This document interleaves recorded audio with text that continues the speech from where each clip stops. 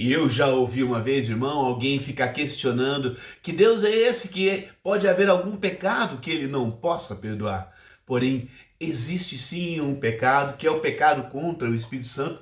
E no vídeo de hoje nós vamos saber por que o pecado contra o Espírito Santo é imperdoável. Eu sou Ronaldo Costa e você está no canal Vida no Espírito Santo. Anda, Senhor, teu Espírito edifica a minha vida no Espírito Santo.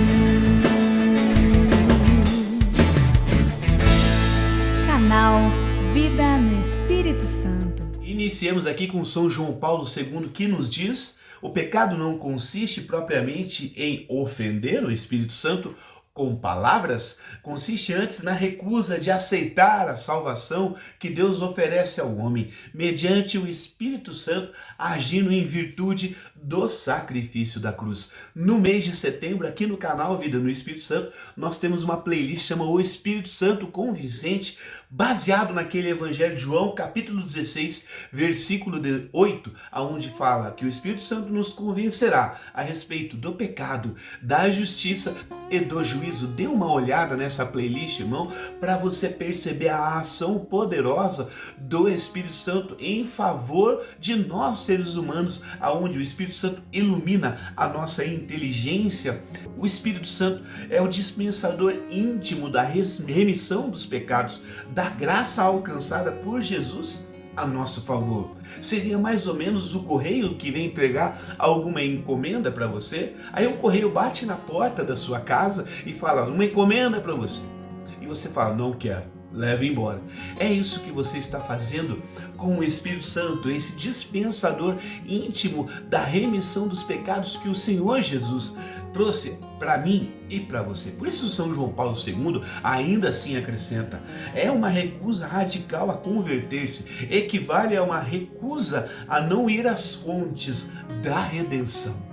Irmão, o Espírito Santo vem trazer para você o acontecimento salvífico da cruz, dizendo que você, com o seu pecado, ocasionou o Jesus sendo pregado naquela cruz.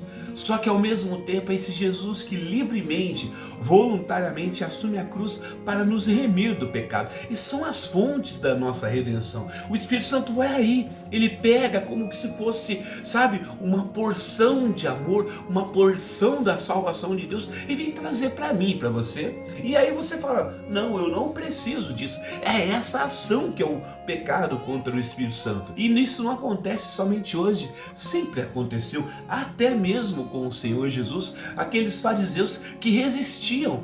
Não, ele não é o Salvador. Não, esse homem é o impostor. Não, esse homem não é o Filho de Deus. E Jesus sempre operando milagres, sempre mostrando sinais e prodígios, sempre anunciando com a palavra, sempre declarando que ele era o Filho de Deus, o Messias que devia vir ao mundo. Certamente, o Espírito Santo no coração daquelas pessoas incendiava e acolhia. Quantos daquelas pessoas iam para outros lugares e diziam: eu encontrei o Messias, eu encontrei o Senhor Jesus, eu encontrei aquele que devia vir ao mundo. A samaritana foi assim, aquele cego de Jericó foi assim, mas aqueles fariseus não aceitavam a pessoa de Jesus. Isso é o pecado contra o Espírito Santo. Deus que envia seu Filho ao mundo não para condenar, mas para que o mundo seja salvo por ele. E nós fechamos o coração. São João Paulo II ainda vem acrescentar: o homem fica fechado no pecado, tornando impossível da sua parte a própria conversão e, consequentemente, a remissão dos pecados. É uma situação de ruína espiritual, porque o pecado contra o Espírito Santo não permite ao homem sair da prisão em que ele próprio se fechou e abrir-se às fontes divinas da purificação. Esse Deus que coloca à nossa disposição a salvação em seu Filho Jesus Cristo, esse Espírito Santo que vem falar para nós que estamos cativos enquanto vivemos no pecado e oferece a verdadeira liberdade através da salvação de Jesus. Se não fosse assim, Jesus não nos dizia lá no Evangelho: se o Filho vos libertar, sereis verdadeiramente livres. Esse Senhor Jesus que alcança para nós a verdadeira liberdade e o Espírito Santo vem trazer para nós, mas com a nossa recusa nós nos mantemos ainda com os grilhões do pecado, nos prendendo à vida passada, e dali nós não saímos, permanecemos fechados, e isso não é de forma alguma a vontade de Deus, porém Deus respeita a nossa liberdade, e essa liberdade que se fecha a esse convite de conversão que o Espírito Santo faz a nós, que se fecha à santificação. Mas eu quero ir mais adiante. Quantos de nós já ouvimos que Jesus é nosso Salvador e o acolhemos, porém paralisamos essa ação e não permitimos que o Espírito Santo converta mais o nosso coração, purifique mais o nosso coração? Dessa forma, meu irmão, também estamos pecando contra o Espírito Santo, porque ele sempre nos inspira a determinadas ações, a determinadas atitudes, a determinadas palavras e decisões, aonde culminará em nós purificação e santificação, através mesmo de sofrimentos, de um compromisso com a igreja, através mesmo de uma doação pela oração, pela leitura da palavra, e nós assim de uma maneira tal qual os fariseus vamos nos fechando a essas inspirações, e o Espírito Santo não consegue nos purificar, o Espírito Santo não consegue nos libertar, e vez ou outra nós caminhamos para Deus e também caminhamos no pecado.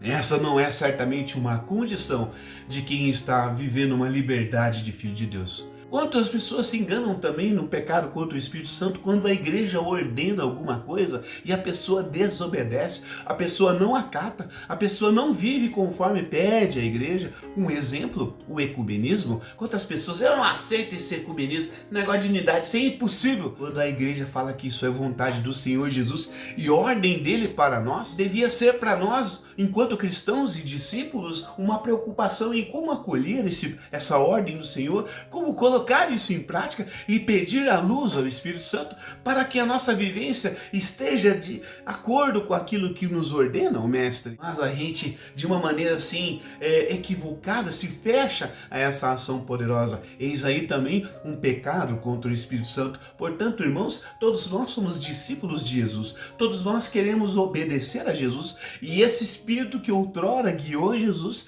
também nos guiará se nós acolhermos todas as suas inspirações. Se você quiser saber mais sobre esse pecado, meu irmão, eu vou deixar aqui um vídeo já faz uns 1 ano e meio, 2 anos que nós fizemos esse vídeo, o pecado contra o Espírito Santo.